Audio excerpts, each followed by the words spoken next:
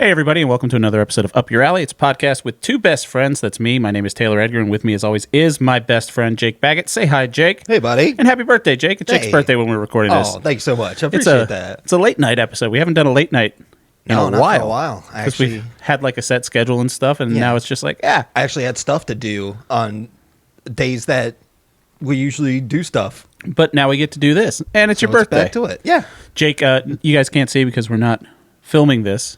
But Jake got his birthday present for me, which is an actual chair. He gave me a new chair down here. It's got armrests. It's crazy. Fake it's leather. So cozy. Yeah. It's going to be fun. This would be at a cubicle at a nice office job. That's like what you would give the new guy for a little bit. Yeah. And he'd be like, oh, I'm part of the family now. Exactly. When they roll in, they see this type of chair. They're like, oh, no, they care about the people that work here. Hello, this isn't going to be painful to sit in for 6 hours a day. I felt it on my lumbar as soon as I sat down. Right in the lumbar. That's how they get you. Ooh, right in the lumbar. So how this podcast works is we recommend things to each other to watch, read, listen to, do, whatever. And we come back the next week and we grade them on a scale of 1 to 3 based on how much that thing is up our individual alleys that we recommended to the other person. Right now, I am in first place for the first season. This will be episode 47, I believe. Wow. Yeah, we'll probably, I don't know how long the season's going to be. Probably a year. Yeah. We'll figure it out. You think so? Yeah, but okay. I mean, it's still anybody's game at this point. Jake has 54 points. I have 55, and we'll see how that changes with our recommendations this week. I recommended for Jake that he watch the 2023 masterpiece of a film, the sequel to The Meg, which is entitled Meg 2, The Trench. The Trench. Based on the book called The Trench. The Trench. Right. Mm-hmm. And Jake recommended for me week 3 of his Halloween bonanza. Yeah. Knowing that I hate horror movies, he made me watch the original 1974 Texas Chainsaw Massacre. Yes, sir. So we will get into both of those things. But first, we got some catching up to do. Oh, one thing I forgot to mention. I finally saw the Barbie movie. Yeah? Okay. Yeah, saw it this weekend for the kid's birthday. Nice. Did a little private showing of it. Oh, yeah. How was it? It was fine. It was fine. I mean, it's definitely, for people that have been listening, Jake saw Barbie, I saw Oppenheimer because neither of us wanted to do Barbenheimer. Yeah. I loved Oppenheimer. Jake loved Barbie. Yeah. Have you seen Oppenheimer yet? No. So that's the next reaction we got to get whenever you finally get around to... Okay, so we'll wait on your Barbie. No, I'll tell you this right now. Okay. It was fine. It was good. I really like that movie. It wasn't for me. Yeah. I knew that going into it. Yeah. I thought some parts of it were funny, and some parts of it were just Elf. It was just Elf. I love Push. Singing the Matchbox 20 song? Yeah. And I liked... having that being the male anthem is so funny. Yeah, it is. Yeah, that's very good. You know, that song's written from a female perspective, right? And also, the Indigo Girls being girls' anthem is and also I like, very funny. Ryan Gosling's little song. But you know the song Push is written from a female perspective. Why would I know that? Rob Thomas said it in interviews. Give me your heart, make it real, or else forget about it. Yeah, well, that's what That Carlos song Santana. from the point of view of Santana. It is. He's apparently like a crazy person now. Who? Carlos Santana. He had some choice words that are very boomer sentiment. So. Oh, okay. But when he goes, you're just like, he's an old rock guy. Yeah, just stop talking sometimes. Yeah, all of them. Barbie was good. I think it was fine. I really like that movie. I bought it on 4K actually. So at the movie theater, they didn't have it. I guess they didn't have their copy anymore. So the girl that was running the movie theater, like morning of, like kids are showing up for the party. She's like, "Oh, do you have the DVD?" Blu-ray? And I'm like, "No." I thought movie you theaters guys just had them. Movie theaters usually come with movies. I don't know how they work. I know it's not the big reels anymore. But she was like, "Oh yeah, we don't." And so I drove to a nearby Target and got Barbie on Blu-ray because she said they could do it on DVD, Blu-ray, through my phone. And I was like, no, I'm not going to do it through my phone because I'm going to be looking at my phone through this entire movie. Best part about private movie theater showing. Didn't feel bad looking at my phone the whole time. But they said they couldn't do it on 4K. So Damn. Interesting. Now the kid got a bonus birthday present. She got Barbie on Blu-ray. I don't think she has a Blu-ray player. I don't think her generation will ever own physical media. Oh, I got them. Don't worry. But they'll come around. But yeah, it was fine. It was good. Hell yeah. Good to hear. I would probably give Barbie a 2. Yeah. If you had recommended it to me. It's a solid 2. It's definitely a 3 movie for me. I can see the appeal in it. I could see, and I got to say the kids were singing along to the I'm Just Ken song. I thought Simu Liu was great in it. Yeah. Yeah. I'm really sad that Shang-Chi has been in nothing since the Shang-Chi He's done movie. a lot of bad stuff, apparently. Is he? Yeah. Oh, He's another one of them. I thought that was just Kang. No. This phase is falling apart for Marvel. Yeah.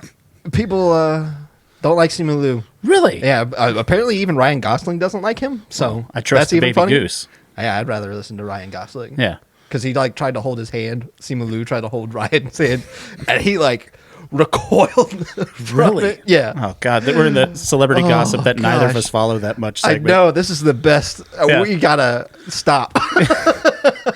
People that we've never met and will never meet. Let's just say bad and their things personal about opinions about each other. Yeah, and how we interpret their interactions. How we interpret things that we kind of saw while we were flipping through Reddit on our phones. Yeah, I'm pretty sure people are mad at them. That's all I know. Yeah. That's how just news used to be in general. It would just be someone riding up on a horse and be like, hey, there's some shit going on 100 miles away from here. Being 35 means that nothing is targeted towards me ever anymore. Yep. So I feel like I have no responsibilities. You could just coast. To worry about anything anymore. No, especially not pop culture stuff. If the world's not doing something for me, good luck getting me to do something for it. Exactly. Speaking of, some things are targeted to us. What we could also talk about, we've both been playing Spider-Man 2. Yes. For the PlayStation 5. You played the first two. No, I did not play Miles Morales. You didn't play Miles Morales? No. Miles Morales was good. It's a smaller story. Yeah. And it was fine. How are you finding? I think we talked briefly before we started. We're both at about the same point. Yeah. So no spoilers, but we're at Coney Island. We did the Coney Island. Yeah. part. If you've played the game, we're up to Coney Island, which is fun. The map's much bigger. That's what I love, and traversal is even more fun. They've got little. I would say they call them the web wings, a little squirrel suit. Those are my least favorite. Yeah, it just brings in flying to the situation. I felt like it was fun. So they have before you had to swing around because you were Spider-Man. Yeah, and you would get into little places where you're like, oh, I can't really do this. So you have to walk through Central Park or do little thwips where you're just going horizontally. And so they introduce this thing since it's a much bigger map and you have to cross the bodies of water. That would be the East River. You have to cross over the East River to get to Brooklyn and Queens. And if you're not near a bridge.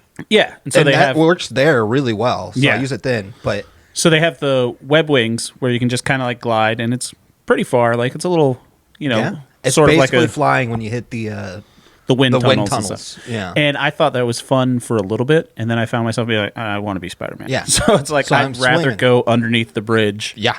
And swing like Spider-Man. Yeah. Those are my favorite. I think the story so far is pretty good. That's all right. It's a Spider-Man story. Yeah. I think everybody is very annoying to me. Everybody. So you don't like the writing? Other than Miles Morales. I think Miles is still a very interesting character. And yet that's a game you didn't play. That's the one that I didn't play. You should play it. I've got it upstairs. You can borrow it. He's a different type of nerd, where Pete's the annoying, overconfident, cocky guy. Miles is very well-mannered, and he's like, thank you, ma'am. Yes, ma'am. Happy to help. Yeah. And on my way, he's like a really good, nerdy boy. Yeah, so in this... that you would be shut up, nerd, if you met him. And he's just so endearing to me with everything that he does and how he interacts with his friends and how emotional he is and how emotionally... communicative he can be. There's a great part where something happens and he goes, can we just cancel today because I need to get my head straight? And all his friends are like, yeah, of course. Have you done the side missions with his uncle? Yeah, Uncle Aaron. A couple of them. So Uncle Aaron, who's also the Prowler, he's featured pretty heavily in the Miles Morales game. Yeah, he has some great side missions in that, and some of the side quests are great. There are some great side quests where you're flying around like a little bee drone and you're shooting other little bees. But in Miles Morales, Uncle Aaron's side missions were recording sound. So you had like a directional mic, kind of like Metal Gear style, and you would record sounds, and then you would clip that into beats because that's what Miles does. He wants to make beats. He wants to go into music technology. Yeah. So the side missions are fun. There's always some sections in every game where I don't know why every game needs a stealth section where you have to sneak around. No. But it seems like almost every game has it except for God of War. which God of War is just like all the time. Here's the biggest axe you have. They do it pretty fun in this game. It's definitely better than the first one. The first one had a couple Mary Jane sections that just nothing against Mary Jane Watson as a character. She's fantastic. Anytime when you're not Spider-Man, I'm kind of annoyed. Yeah, the game says Spider-Man. It's the Poochie principle. If Poochie's not on screen, I'm asking, where's Spider-Man? And if I'm not playing as Spider-Man, I'm asking, why am I not playing as Spider-Man? Right. Because I don't want to walk around Coney Island playing these games. Yes. I mean, the prize for it, if you play all this stuff and ride all the rides, that's a great prize. I was very happy with it. I don't want to ruin it for you. I didn't do it. I'm not going to do it until I do New Game Plus. No. It's a good prize. Is it a trophy? No. It's a little cosmetic. Because it's great. What I did was I Googled, do I need, like when it, so. Oh, you see if you get a trophy, and if you do, then you would have done it. I literally Googled, do I need to do all this to get the platinum trophy? Man, and I it don't said, care about trophies. No. PlayStation's ruined me. Now all it said was like, you get this stuff, you get a prize. And I'm like, fine, I'll see what the prize is. And then I get the prize, and I'm like, all right, that's great. I'm very happy. That's really good. There's moments that are like, it's annoying to me, all the characters, but like, I'm not saying that it's bad. I'm just saying that I don't like these types of people. Yeah. I don't it's not my favorite Peter Parker, but one thing that I think they've gotten really good at in the writing department, and that it goes for Peter and Miles, just the quips during combat. Those are like right out of the comic book. Okay. Like it would always be like in the action scenes in the comics, Spider-Man would just have a little speech bubble. I mean, the splash pages look like every other splash page, but unlike a Hulk splash page or Iron Man or something like that, there's always little quips where Spider-Man's just making fun of people. Yeah. And it does it differently. I think the voice acting, another cool thing this game does is it takes into account what physically you're doing. Yeah, that's pretty funny. So like if you're swinging around really hard, they're itching and they're stressing. They're like, yeah, right. Yeah. So if the line's like, if Miles is saying like, "I'll be right there, Mom," if you're just perched on a ledge, she's like, "I'll be right there, Mom." But if you're swinging, like, "I'll be right there, Mom," it's like that's pretty fun. Like I don't know how it's a really well made game. Yeah, and then I would say like Peter, if I worked with him, I'd be like, he's a really cool guy, but I probably wouldn't go hang out with him after work or something. You know. I think he's a good guy. I just don't think he's my type of guy to be around. And I think that's fine. So at this point, though, I think the biggest parallel and easiest, thing to go ahead. Compare it to would be the Arkham games. That's what everybody's saying. But I think it's just because you had gliding in Arkham City, and now you have gliding in Spider-Man 2. I'm saying more along the lines of just the top tier, this is a superhero. Like everyone says the Arkham games are the definitive Batman games. These are the definitive Spider-Man games. Like, sure. It's just the best use of the games with the newest technology. I think story-wise, they're about on the level. I think Arkham City probably has one of the best stories in a video game that I've played ever. Could just be because story period? Like, yeah, the story of Arkham City. Compared to all other video games? Yeah. No, you're crazy. Are you crazy? No, that's the craziest thing I've ever heard that you said. I have a thing about Batman, and I just love Batman. I have a thing about video games, so I just play a lot of video games. So when you played Arkham City, you weren't like engrossed in the story? I was like, this story's good. It's Batman. It's one of the best Batman stories. But as far as video game stories go, not even close. Not even top 10 for me, buddy. Really? It's on my Mount Rushmore. That's top 4. Wow. That's amazing. It's not... I can't even tell you the main bad guy. Hugo Strange. Hugo Strange. Yeah. And you're haunted by the ghost of Joker. No. That's Arkham or that's Arkham Knight. Joker's still alive in that one. He's just sick and coughing. And it's Kevin Conroy and Mark Hamill. Yes. Which I will say the guy that does Spider-Man and the guy that do Miles, they do a great job. Man, I'm going to have to get you to play some video games, but... Knock it out, man, because I'll try it, but I'll say, I think... One of the things that I enjoy about the medium of video games is there's games that can only tell their story because it's a video game. Like Metal Gear Solid, as one of the themes of it is control, and you're literally controlling a person that does not want to do the mission. Yeah.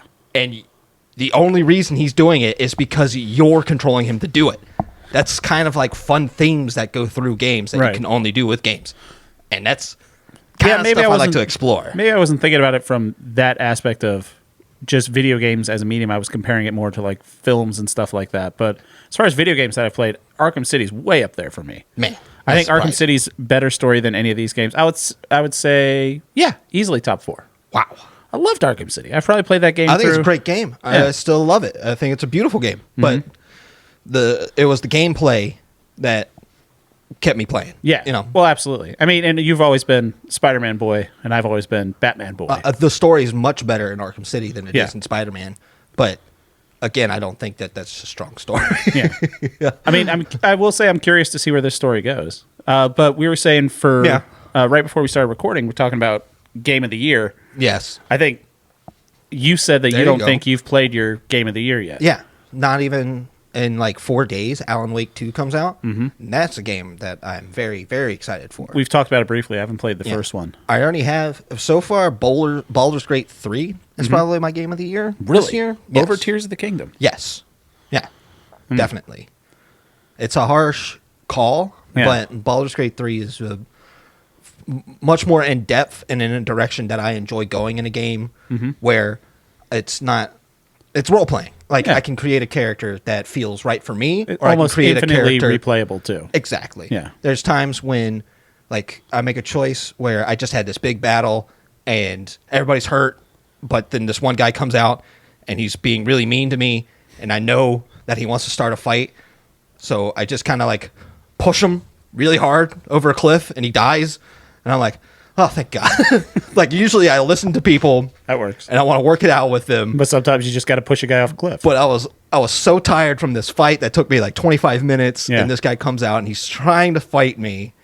And I know I could calm him down because I'm a calming dude. But I'm like, just push this motherfucker over. I haven't played Baldur's Gate, but I have seen clips of that. Just allowing that type of freedom and approachment to storytelling is something that I really enjoy.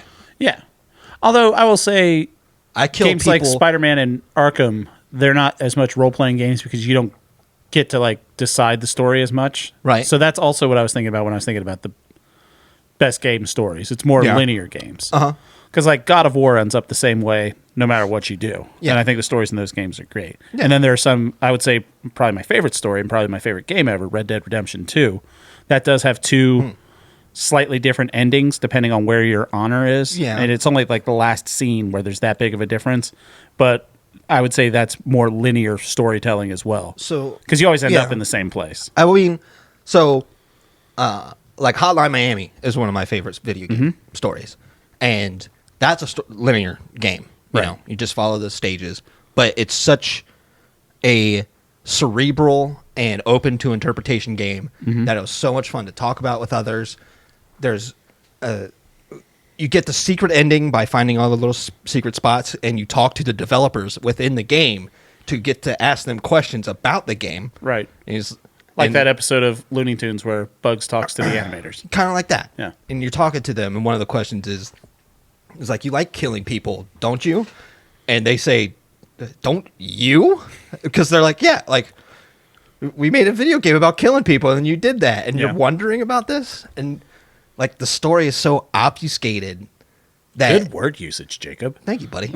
You think I thought about this? A little bit. And that's just, like, the fun part to me is the things like how the game is made. Right. And what the game wants to focus on instead of the story that makes me love this game as a story itself. Nice. I feel like we're probably going to just be able to do an episode on Game of the Year at the end of the year. Yeah, we'll see. I'll say this. I won't go too much into it, but there's a chance I haven't played my favorite game of the year yet, which is the rave reviews that Super Mario Wonder has been getting. Oh, okay. Right. Haven't even touched it. It looks fun as shit, and I've loved seeing some of my favorite streamers, Barbarous King, Grand Pooh Bear, Ryu Car, and a couple other Mario streamers, that they've just already started breaking speedrunners. They've been already started breaking this game. Yeah. Like doing mid-air jumps off of new items and figuring out all the little techniques and all the, I would say, professional Mario players. Because, I mean, they make their living playing video games, so they're professional Mario players. Yeah. And like some of them, like Barbarous King, has designed Mario games, like ROM hacks. Yeah, yeah.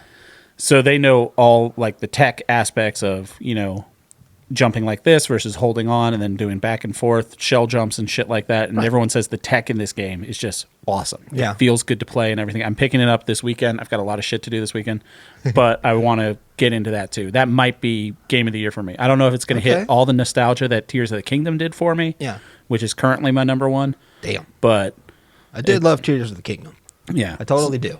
So, yeah, we'll figure out more of that later. There's something else. There's a fly right on my laptop screen. Nice. Get the fuck out of here, man. I just feel like there was something else I wanted to talk to you about, but it must not have been that important. Oh, yeah. The Metal Gear Solid re-release came out today. Yes, I know. Yeah. And it's just like the Red Dead Redemption ports of all those. Kind of. Yeah. Like, they did... is it Twin Snakes or is it MGS1? It's just MGS1. So no first person? No. Well, I mean, you hold triangle and see through first person. I mean, aiming first person. No. None of that. And, I mean, that would have been nice to have, too, wouldn't it? That's what Twin Snakes did. Yeah. Yeah. But I didn't pick it up. And Metal Gear Solid is one of my favorite video game franchises. I already own a collector's edition. That you can play on your current console. From PlayStation 3. Yeah. I just don't know. Well, I have a PlayStation 3 still, but I also own Metal Gear Solid 3 4 times. Yeah. Metal Gear Solid 3 first time, then Subsistence, and then on the 3DS, and then on the Master Collection. Metal Gear Solid 3 came out on the 3DS? Yes. That's awesome. And then I got it on the PS Vita as well. So I own it 5 times. And see, I know that Metal Gear Solid 3 Delta, is that coming out this year? No. Oh, okay. Because that was just running. teased. That might be a running for Game of the Year. Because it's just Konami. Yeah. That's what I'm saying. Is like I'm not interested when we don't have the team that made Metal Gear. That's why I don't think a lot of the care that should have gone into a collection like this did. You think it's just a cash grab? I think it's just to say, yeah, here's, I wonder if this is going to be a thing like bare minimum that we could have done. Yeah. Not even the bare minimum, more than that, but like for something that they've done already, they could have done a better job than what they've done the first time. Right. You know what I mean? I feel like this, if there wasn't Spider-Man for us to play, this could be a thing just like what happened with the Red Dead Redemption re-release. Where I would have gotten it. Where we would have said, oh, this is so dumb, we're not doing that. And then we would just buy it and play it. When they talk about the Master Collection Volume 2, when, depending on what that is, I might get that. And if I get that, I'll get Master Collection 1. So that'll probably be like Peace Walker and Metal Gear Solid 4 and shit like that. What I would want is Peace Walker, Portable Ops, the Acid games. Oh, Jesus. And Metal Gear Solid 4 and Ghost Babel. Then I'd be happy. That is the Game Boy Color game. Jesus. That was a really good Game Boy Color game right there. We'll get into it. It's been a long intro. Yeah, buddy. We'll get into our stuff. All right. Is something interfering with your happiness or preventing you from achieving your goals? Regardless if you have a clinical mental health issue like depression or anxiety, or if you're just a human who lives in the world and is going through a hard time, therapy can give you the tools to approach your life in a very different way. That's why I'm excited to tell you about today's sponsor, BetterHelp. BetterHelp's mission is to make therapy more affordable and more accessible, and that's important because finding a therapist can be really hard, especially if you're limited to the options in your area. BetterHelp is a platform that makes finding a therapist easier because it's online, it's remote, and by filling out a few questions, BetterHelp can match you to a professional therapist in as little as a few days. It's easy to sign up and get matched with your therapist, and there's a link in our description. It's betterhelp.com/Allie. That's betterhelp.com/Allie. Clicking that link helps you support this channel and also get you 10% off your first month of BetterHelp so you can connect with a therapist to see if it helps you. And because finding a therapist is a little like dating, if you don't fit in with your first therapist, and that's common, you can easily switch to a new therapist at no additional cost without the stress of insurance or who's in your network or anything like that. I'm a big proponent of therapy, and anybody that knows me can attest to the difference that it's made in my life the past couple years, and I recommend this program to anybody. So if you're struggling, please consider online therapy with BetterHelp. Click the link in the description or visit betterhelp.com/Allie. That's betterhelp.com/Allie for 10% off your first month. And we want to thank BetterHelp for supporting our podcast. All right, let's get into our recommendations for this week. We're going to start with my recommendation for Jake, which was the 2023 film Meg 2: The Trench. Yeah. Came out in theaters. It's now available to stream on Max. I recommended this to Jake because Jake has been making me watch a lot of scary movies, and I wanted to watch something that was fun for me. The Meg is been a long-running joke between Jake and I, because we saw it in theaters. Mm-hmm. The first one. And we had a great time. I think that was just right about at the point where we watched that and One-Legged Die Hard, I believe. We watched that. We watched One-Legged Die Hard, and that was about the time we watched Girls Stuck in a Basement with Alligators. Yes, we were having a good time. It was a good run, and I think it was right about when we were about what was Girl in the Alligator Basement? Crawl. Yeah, and then Skyscraper was One-Legged Die Hard. Yes, and it was just about the time where we were both getting old enough to not be jaded by things that aren't great, and we could appreciate things just for what they are. And that's the Meg, you, buddy. I was all in all the time. You were always like that. Yeah. So, but I'm happy that we were able to go out. Yeah. I believe it was Skyscraper that was the first one that we watched together. Yeah. That we were like, wow. I think the point in Skyscraper where we realized that we could enjoy these for what they were was when the kid had asthma, and I'm like, I hope that doesn't come up later. And then it totally comes up later that the kid has asthma in a burning building. I don't know, when that big heavy door was closing and he took his leg off and he threw it so that it would stay We're not here to talk about One-Legged Die Hard. So God, that movie's good. So I wish they made a sequel to that. I'd see a sequel to that. I'd watch a sequel. The Rock is too big of a star to do that. So this is the sequel to The Meg. So the story of The Meg is there's Jason Statham and there's a big giant shark, and then spoilers for The Meg, and we'll spoil The Meg too because it's on HBO. Watch it or don't. It's not going to change your life. It's great. Yeah. Watch it with friends. It's a very good friend watch. In the first movie, Jason Statham is a vague ocean scientist, also just badass. He just likes the almost ocean. Special ops of the ocean. Yes. A Marine, you might call it. Yes. He's a Marine. Yeah. If Greenpeace needed a thug, yes, you'd call his character. Environmental vigilante. Yes. Jason Statham. Yeah. They go to a place that's below the coldest part of the ocean. There's a bit of the ocean called the thermocline. Yes. Which is where there's a super cold thing of water that separates the top ocean from the bottom ocean. And then you go through there, and it's like a prehistoric wonder world. They go down there. There's a megalodon. They thought it was extinct. It's a gigantic shark. It makes its way through. About 2/3 of the way through that movie, Jason Statham kills the megalodon. You're like, there's still 30 minutes left in this movie. What's going to happen? Bigger Meg. So they already... I hate saying this. They already jumped the shark in the first movie where there was just a bigger shark in that first movie. All right. So in Meg 2, Meg 2 opens. Jason Statham's doing some environmental recon badassery. Yeah. And he's the Solid Snake of Greenpeace more than anything else. He Not is James Bond. He's more like Solid Snake. He's Mother Earth Solid Snake. He's just like Solid Snake because Solid Snake in Metal Gear Solid 2 is exactly what he's doing. He's working for the environmental. He is. Yeah. He's Iroquois Pliskin. Yes. He's coming in under the guise of environmental security. Right. Man. God damn it. That's great. Jason Statham, Solid Snake. He could have been a great Solid Snake. Absolutely watch the hell out of that movie. I don't know if he could do accents. I think he just has the one voice. Snake. I'll do it for you. Yeah. Not your best accent, but pretty good impression. It's great. So the Meg 2 opens up, and you don't need to know what happened in the first one. Some of these are the same people. Some of them don't. I started the Meg 2, and I was like, did he have a daughter in the Meg? That's the girl Yeah. from the first one. Yeah, I completely forgot how the Meg...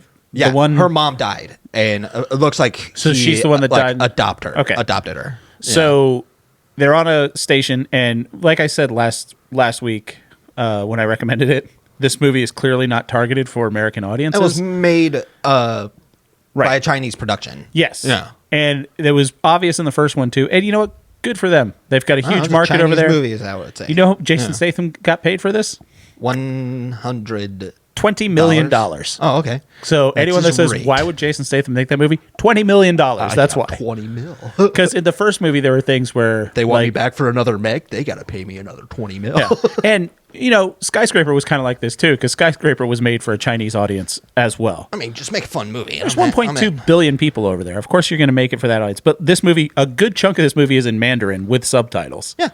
And that's what I'm saying. It's a Chinese-produced movie. Yeah. In the first movie, there was a shot. I think it made us both laugh in the theater. It would like show establishing shots of Shanghai at night. I think it was Shanghai.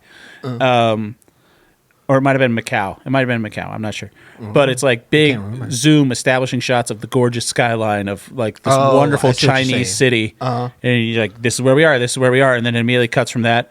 And it says 10 miles off the coast of China. I'm like, but you needed all those great establishing shots to show this amazing city, which I get, but it'd be like, showing the Statue of Liberty and Freedom Tower and the Manhattan skyline and be like somewhere in the Atlantic Ocean. It's like, well, why'd you show us all that? Hell yeah. But I love it. I love the stupidity. And then, so Jason Statham has to go back into the, now he's in the trench, which is below the thermocline. They have one Meg that's above, in like their little research in captivity. Yeah, and there's the guy that thinks he can train the Meg, who is the brother of the woman that died. Jason Statham, in the Meg. yeah, and he had the little girl's uncle. Yes, and then Jason Statham's got his Australian buddy Mac, who's awesome, and then DJ. Actually, he might be from New Zealand. I'm not sure, and then DJ, who's just the quintessential African American dude. They're just kick ass and deliver some one-liners and do some tech support and shit like that. Sure. It's a fantastic cast of, cliche action characters going on. It's fantastic. They go down. Shit goes wrong in the trench. I want to find out, did this movie, in your estimation, live up to the Meg 1? So what this movie did was what you should do if you're going to make a sequel. They, the first Meg is boring compared to this one. Yes. They've done something. They added a lot more human drama to it, which was fun. I remember there was a GIF going around before this movie came out of Jason Statham drop-kicking a man into the Meg's mouth, and with the caption that says, "This implies that the Meg and Jason Statham have teamed up against somebody." And I was kind of excited for that. And there is this great drama of people that are like taking advantage of what's in the trench, the valuables, whatever. Yeah, they just it's really handwritten off or hand waved off. It's just like they're mining rare earth minerals. So this case is worth $1 billion. What's in it? Doesn't matter. Yeah, it doesn't matter. Here's treasure. There's a weird Spanish guy down there, and he's fucking things up. He's here for the treasure. You weren't supposed to find this, so a lot of you got to die now so that this place can still make money. Yes. The Megs aren't the big problem here, other than you can't leave the trench easy because there's these gigantic big sharks that are bigger than sharks. So you punch a hole in the thermocline. The thermocline is it's like a ceiling on Meg World. Yes. And if you punch a hole in the thermocline, if there was a big explosion, then it makes a hole. It'll seal itself back up eventually. Yes. But then things can get through. But things get through. Yeah. And so you get that fun. I would say like the first half of it is fine. Them running to get to that spot where the woman's helmet is starting to crack, is about to implode. That was kind of like really good tension there. That was done very well. Yeah. And then you get to the spot, and then that's when the movie is like, okay, all right, things are weird. And like things go crazy. There's weird like dinosaur dogs that are running at them underwater. Yeah. There's octopi that are a big problem now. Gigantic octopi. Yeah. And he has to go out into the ocean. No, we got to set this up. So it's a classic thing. And wait, what's your score on the Meg 3? 3 out of 3. It's 3. Okay. It's a really well-made movie. If you like this type of movie, you're going to love this movie. Watch it with friends. It's a really fun movie. So they're underwater at the bottom of the ocean, very bottom of the ocean.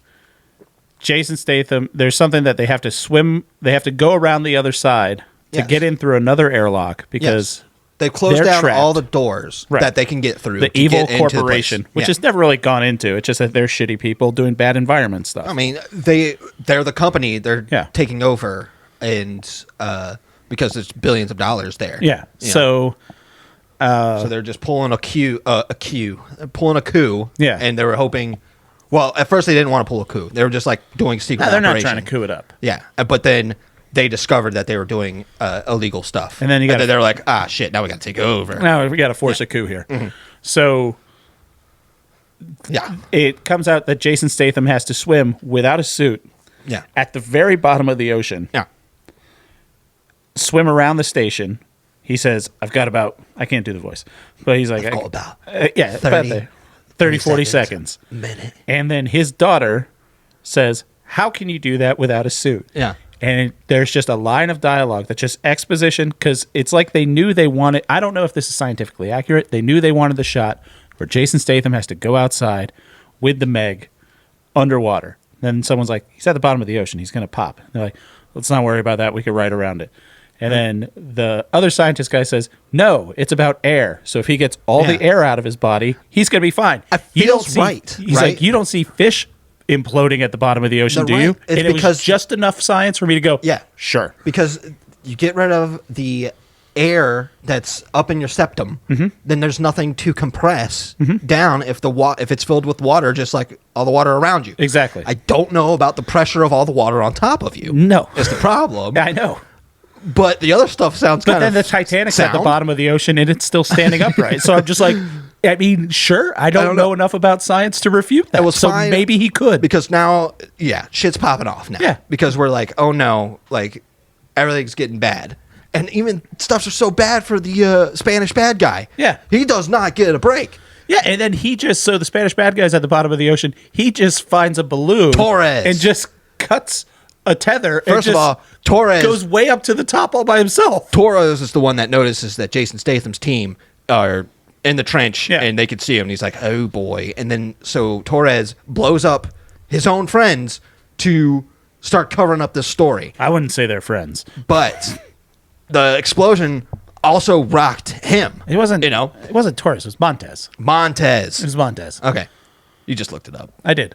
So Montez. Well, I'm on the page. I just scrolled up. Is already kind of messed up from that. Yeah.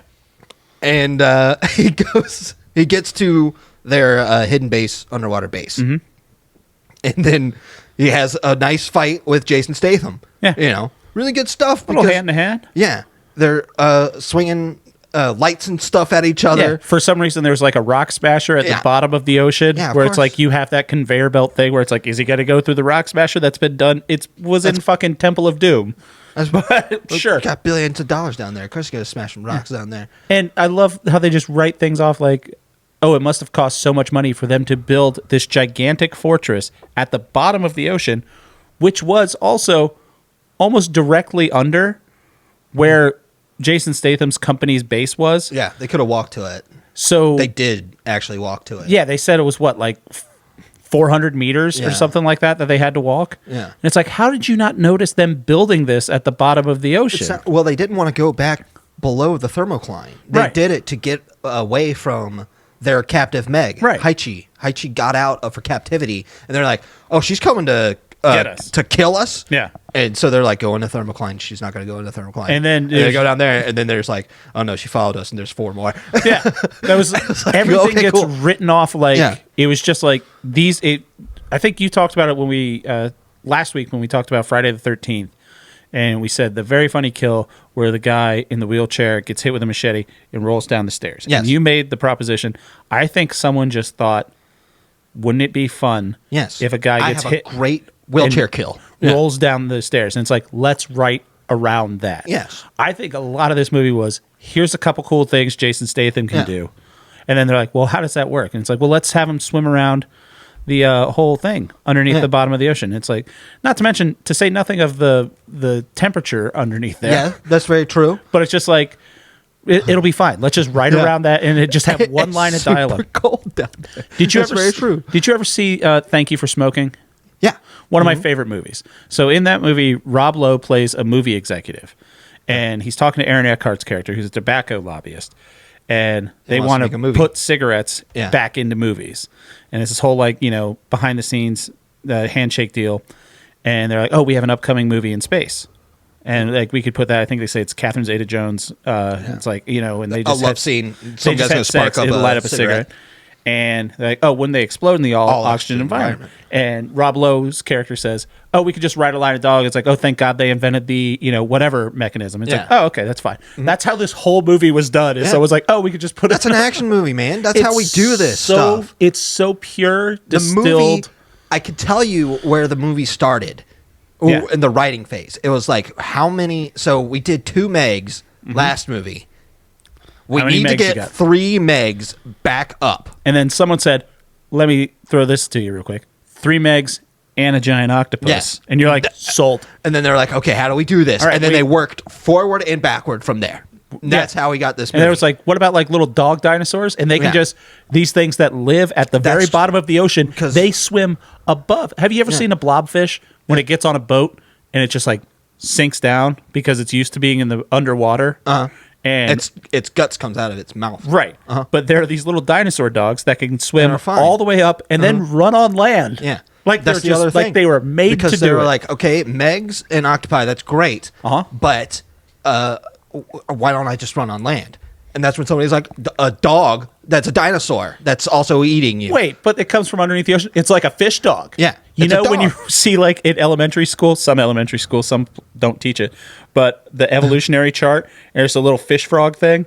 Is that thing? It's like the first thing back on land. It was that. Yeah. It was just that. That's from 4.5 billion years ago, and now it's back, and now it's eating us. I'm so glad you like this. I love this because that's when the movie starts, is when they're above the thermocline again, and they're like, we got to tell all these people about these fucking Megs. Oh, no. They don't say that. They say, where's the closest place they're going? It's like, oh, it's Fun Island. And you know what's happening at Fun Island. And you just know that the movie was like, we're stupid when DJ and that other guy, Mac. Yeah, they were being taken prisoner, and then DJ beats the shit out of all of them. Yeah. And he's like, oh, I decided next time I'm going to come prepared. And it was so funny because he pulls out a Desert Eagle, and he says, that even poison tip like in Jaws too. And he starts shooting it. And they're like, what? You're going so fast, movie. And at the very end, DJ does the slow motion dive to shoot one of the fish dogs, and he says, who says a 50 caliber is impractical? Yes. Because someone was saying, like, isn't it kind of impractical? I was saying that as soon as I was watching that. Then they just hang a lantern on it so perfectly. I'm so, like, when DJ popped off to be an actual great action star, I was like, and now we have an ensemble of action people. We got it. I was like, I'm in. You have Cam, who's like, he's like the pilot at the beginning of Raiders of the Lost Ark, who's just like fishing, and then Indiana Jones is like, start the plane. Yeah. Like, he's that guy. He's the pilot. Then you have the tech guy, you have the money man, and then you have the daughter. It's just perfect. You got Regis, who's the kick-ass girl, and you got DJ, who's the kick-ass dude, and then you got the actual ass kicker, who is Jason Statham. Yeah. So his character name, unimportant. When everybody, he's just Jason Statham. Jonas. Sure. Jonas Taylor. Sure. I'm pretty sure. Taylor Jonas, maybe. Your name's Taylor. Probably not. It Taylor. is. See if you got that right. Hey, you're right. When people started dying from the Meg, when they had that point of view camera from the inside of the Meg's mouth, and you're watching people go, every chomp. Like there was a Nest cam at the back of the Meg's mouth. That had to have been a real mouth. That could not have been CGI. I don't care. It looks like so much fun flying into that mouth. So things, people are dying, and I'm just like, all right. They establish a character real quick as being really kind of Gracie and stupid at the Fun Island, being like, hey baby, want to rub oil on you? And then he gets whacked around by an octopus. There's like a guy proposing to his I guess fiance. Yeah. Then he drops the ring, and then you're like, oh, this is sweet. And then she does the thing, and she's like, oh, you're stupid. Find it. You dropped it. You're stupid. And you're like, she sucks. And then he gets up and turns around, and she's gone. Yeah. Because she got eaten. She got eaten by a mystery fish. Must have been a Meg, but somehow. I don't know. So the novel The Meg came out in 1997. The novel The Trench came out in 1999. Damn. How many books do you think there are in this series? 8. You looked it up? No. Okay. So there's The Meg. Wow. Did you like how confident my... I thought so. There's The Meg. Then there's The Trench. Then in 2004, there was Meg Primal Waters. Then there was Meg Hell's Aquarium. 2011, the prequel, Meg Origins. Then Meg Night Stalkers. Meg Generations, and coming out next year, Meg Purgatory. Good God. So we are at 8 Meg movies. Wow, that was good. There's also Meg books. And well, I hope there's 8 Meg movies. I've watched another Meg movie. I hope they keep making these. I don't know if they have the stamina. I don't think stamina is a word. I don't think they have the stamina. Stamina? Yeah. I don't think they have the chutzpah. There you go. Because this formula is going to get dull. They already played on the formula of the first one, with this second one being like, they liked the really silly kills. So you see people die very silly. And then I was like, how are they going to, because the thing in the first Meg that was the best was when Jason Statham killed another Meg with a jet ski that had and he's back cut on a jet ski in this. And they're like, how do you make him kill a Meg cooler than this? And you're like, oh yeah, you make him use what's basically essentially a big sword and have him stab it. He has a helicopter blade. Yeah. Which are not very sturdy. It's got blade in the name. So right, but it's also meant to be super lightweight. And he's able to hold it up while a gigantic, I'm guessing 2,000 pound at least shark. Tons. Yeah, it's got to be tons. Impales itself, and he's able to hold it up. Mm-hmm. And you're just like, fine. Yeah. Would I also be able to interest you in a crossover novel, Vostok, described as a sequel to the novel The Loch? You want to guess what The Loch's about? The Loch? The Loch Ness Monster? Loch Loch. I hope they make Megs until the sun explodes. I don't... Like I said, I will watch another one, but I don't see the longevity of this type of series. I'm kind of bummed that we didn't see this one in theaters. Yeah, I think me too. It would have been a good that would have been movie. a good idea. Yeah. If it does happen again, we will see it in theaters. All right. So the Meg is a 3, or Meg 2, The Trench is a 3 from Jacob. It's a strong 3 from me as well. Yeah. So far up my alley. Good movie. I love this movie. Yes. I love these types of movies. I've got another one for you in 3 weeks that's this type of movie as well. Wonderful. Yeah. Because I've planned out that far ahead. So guess how far I planned ahead. Hopefully to next week. I'm pretty sure I got your recommendation for tonight. Nice. Perfect. So let's get into Jake's recommendation for me. Yeah, buddy. Change in tone. Oh, yeah. 1974's one coming up, baby. Texas Chainsaw Massacre. Yeah, buddy. Jake. Yeah.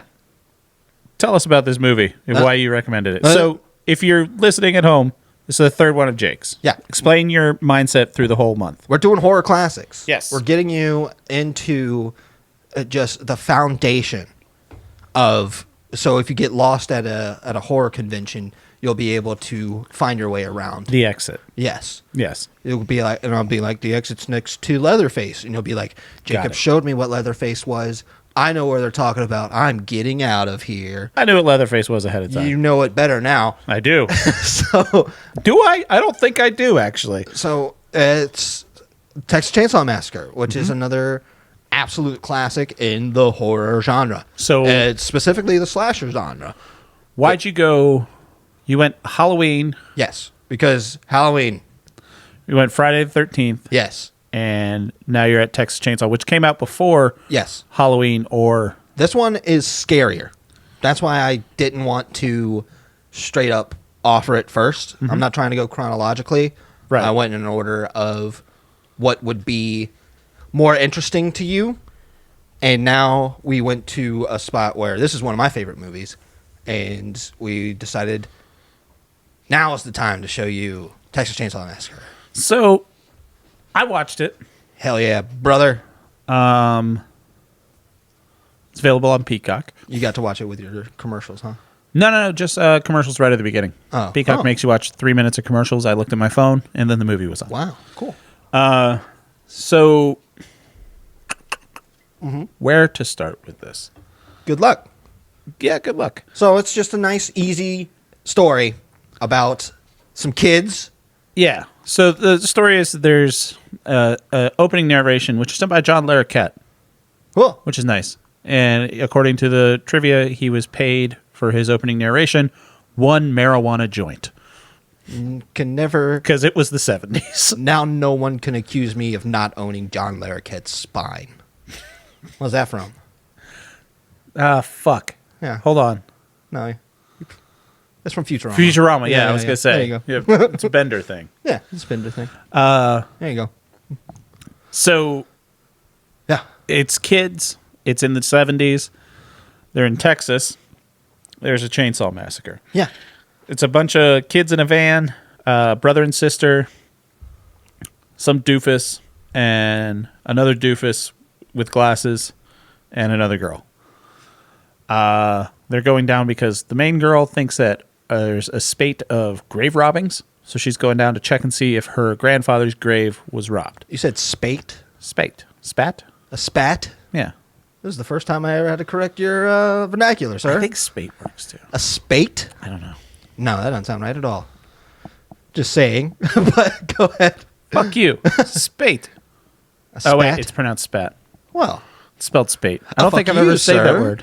I don't think I've ever said that word. A spat. I've written it. Large number of things, yeah. Fuck you. Whatever. Back to your shitty movie. So let's see what you got. And then they decide to go to the old family home, and kids are out doing kid stuff. They go to a house. They pick up a hitchhiker. The hitchhiker acts insane. Yeah. Cuts himself, cuts the brother. The brother's in a wheelchair too. I guess this is where the trope comes from, that you just have one person in a wheelchair. I don't know. Maybe that was an homage. You mean in Friday the 13th, part 2? Uh-huh. Could be. I could see that. And they go up to a house, and the guy knocks on the door because there's a gas generator, and Leatherface pops out, just grabs him. Yeah.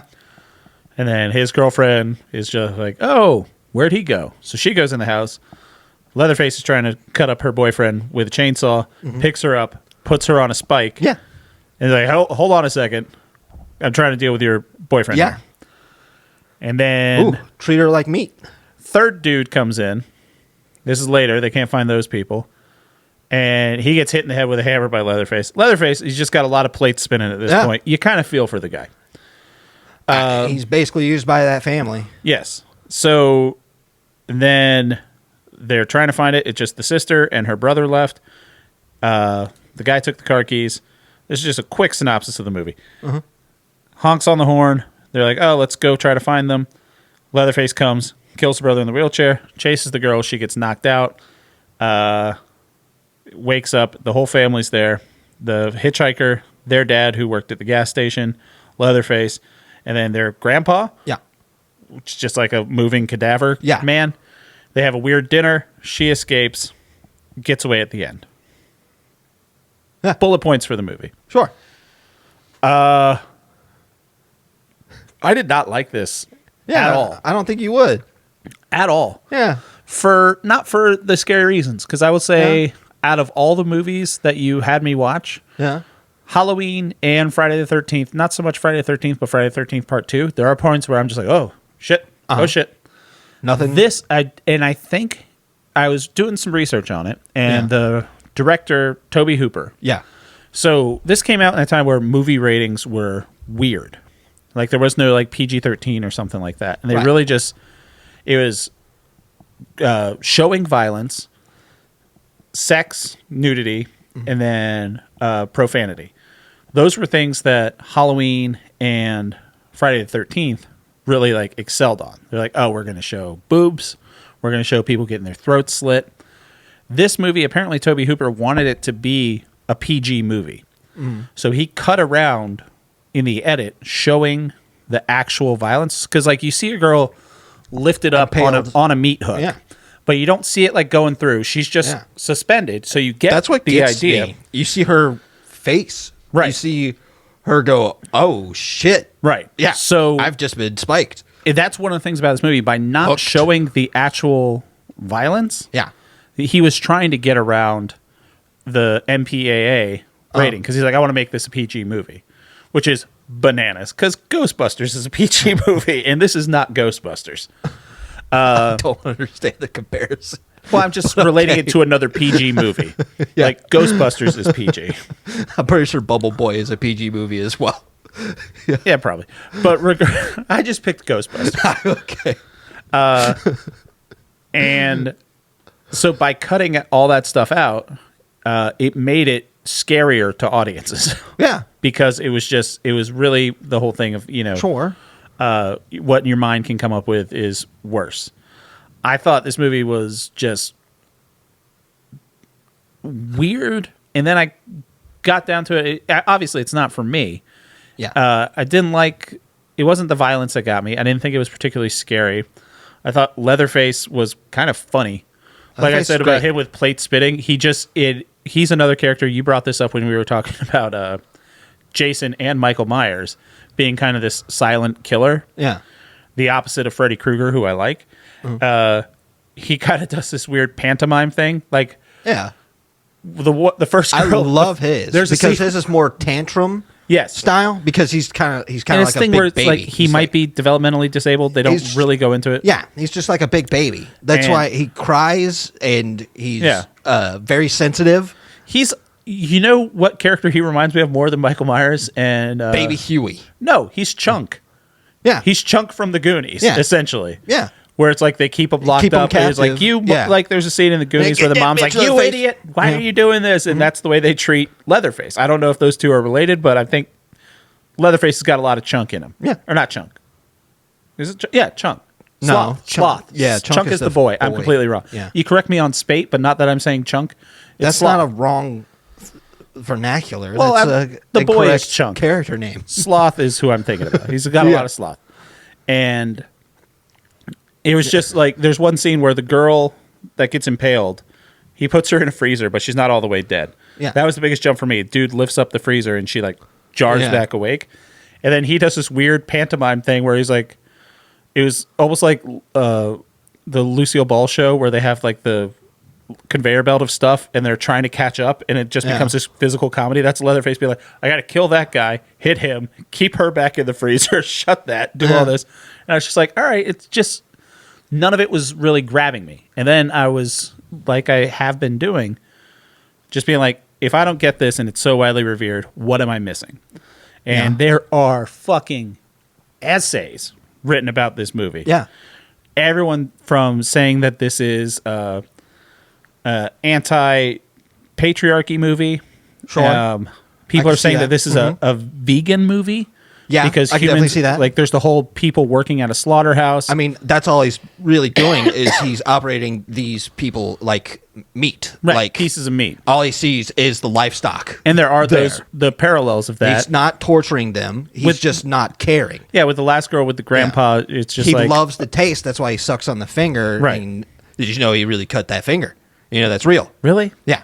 Toby. They didn't even tell the actress. They said they told Leatherface to. Really cut her finger and suck her blood. So her reaction to this weird man sucking her blood, that's real. And then she had to get stitches. I had to look up the dinner scene, which is captivating. You're right. It's. I mean, you watch it. It's good. It reminded me of the dinner scene in the Rocky Horror Picture Show. I mean, a lot of wild bunch dinner scenes like that are based off of stuff like this. Yeah. Right. Resident Evil, what is it? 6 or no? The Resident Village? Evil 7. Biohazard. When you go meet kind of the your same thing. wife's family. Inbred family. Same exact thing. Yeah. Except this time it's a rotten grandma that's at the table. Yeah. Yeah. It's a lot of archetype is built off of this movie. Yeah. And you know what? I am kind of glad I'm glad I watched it because now I can know that, okay, this isn't for me. So trying to find, because the horror movies that I like. Yeah. Obviously I loved No One Will Save You. Mm-hmm. I liked It Follows. Yeah. The more I think about it, the more I liked Friday the 13th more. Yeah. Part 2. Yeah. Yeah. Great. Give part 3 a shot. Yeah. I mean, it's on my list. Hell yeah. It's in my little queue on HBO. But this was just like, no, this isn't for me. Okay. It's not. This is like. I'm glad I saw it though. Yeah. So I could be like, that's great. It's not. And I will say, going back to my own. Watch Texas Chainsaw Massacre 2000 with Matthew McConaughey, and he has a gas-powered foot that he uses to stomp on people. The most unrealistic part of this was how quickly Leatherface was able to start up that chainsaw. Because I've tried to start up chainsaws. To saw his family. And I look like an idiot just like pulling the... Oh, yeah. No, I would believe that this guy who uses that as his... basically his job. I did like for the dinner party scene how it. Leatherface kind of tried to dress up. Like he put on his ill-fitting suit coat and he had a mask with makeup on. And I was just like, oh. Like... He's honestly, an interesting character, real quick. Leatherface was a more interesting killer than Jason and Michael Myers. Because I was just like, what's this guy's fucking deal? Exactly. He's so interesting. Right. And don't really watch anymore. But what he is, just basically really fast, it's for as much as you get to see him, you learn so much about how just, like, there's something different about Wrong. He's not sadistic about this stuff. It is, He seemed like he just had a list of chores to do for the day. And exactly. He's like, oh, fuck. There's these people showed up. And it's a lot of, like, he does enjoy the taste of meat and stuff. Yeah. And you can tell that he was, like, turned into this a lot. And you don't know how much of it is his own developmental issues or how much of it was him being raised into being this person. Right, and his family sucked. And his family sucks. And that's the other really scary part. Is like right at the beginning is when they were clocked to be dinner. Right. You know? The one brother, I'm assuming it's Leatherface's brother. Yeah. Yeah. The family. Yeah, the guy says that. He's like, oh, you made your brother do this or whatever. Yeah. But, not for me. I didn't find it. I think it's shot so beautifully because everything just looks dirty, and uninviting, and lived in a way it's taken advantage of instead of like well kept. It feels like it's being clawed apart for what it is. Oh, okay, I can kind of see that. That stuff terrifies me because it's like an infestation of a person more than it is like a family. But they use the operative of family to be evil, and that's something that's scary to me. You know, I gotcha. So these levels that I pick up when I'm watching it, that's when I'm like, wow, like Tobe Hooper really thought super duper hard about a guy wearing another man's face and using a chainsaw. Yeah, and I thought he made an incredible movie. Yeah. I have to say that ending is very, very spectacular. Yeah, so it ends with her, the main girl, finally getting away. She jumps She jumps out of two different windows. Yeah. And she jumps into a truck's driving by the road. Yeah. She jumps right into the bed of the truck. Right. Well, no, there's the semi-truck that runs over the brother. Yeah. And then she jumps in, Leatherface is there, and then that truck driver just fucking books it. Yeah. And I'm like, oh, fuck, now she's boned. Great. And then there's a pickup truck that spins around. She jumps into the back of it, drives away. She starts laughing, and Leatherface is just with his chainsaw you see him freaking out there. God damn it. You see just in the little window of the truck, you could see the driver being like, what the hell is happening behind me? Holy shit. Yeah. And she is like maniacal. Yeah. You know, I feel so bad for her. Like she lived, but damn, she lost a lot, man. So saw her brother get murdered and her boyfriend and that other douchebag and every moment from the moment that they met the father, that her life was like, you know, chosen for her from there. Yeah, you know, that's scary. Yeah, yeah. So I walked away being like, holy hell. And I love see this movie. To someone that enjoys horror movies that this is like, you know, like you said, one of the first slashers. I mean, the movie's almost fucking 50 years old at this point. But, I didn't find it super scary. I just found it off-putting. Yeah.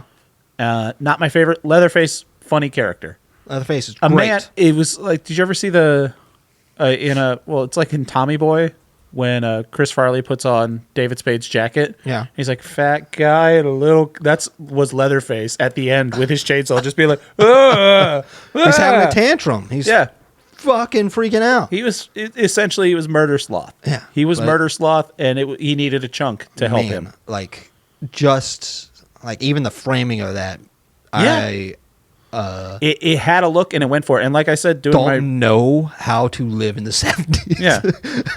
Yeah, the 70s were fucking terrifying. Yeah, that is so scary to me, being like just stopping at a place. Yeah. On a gas station. And then they say, we don't have gas. You're like, oh shit. Yeah. Like now it's like, we don't have gas. It's like, I'll go to Wawa and get a hoagie while I'm there. Yeah.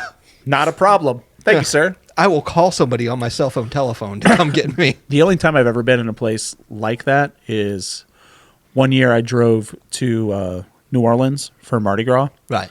And there's a stretch where, coming down from where we are in Virginia, where you go through Alabama, and literally there are signs that say like, last gas for 80 miles. And you're just like, wow. What? Because I'm used to, driving between Florida and Virginia. You're on 95. Every mile there's a fucking Outback Steakhouse and a Country Inn and Suites. There might be a mall there, place you could buy fireworks. Yeah. You go on the off ramp, there's a guy in Vidalia selling some onions. Yeah. Like everything was taken care of. And that is terrifying for me to be like out and like, I can't do fucking anything. I cannot prepare. Yeah. That was the scariest part, was when the guy said, we don't have gas. Thirsty. I'd be like, what? Yeah.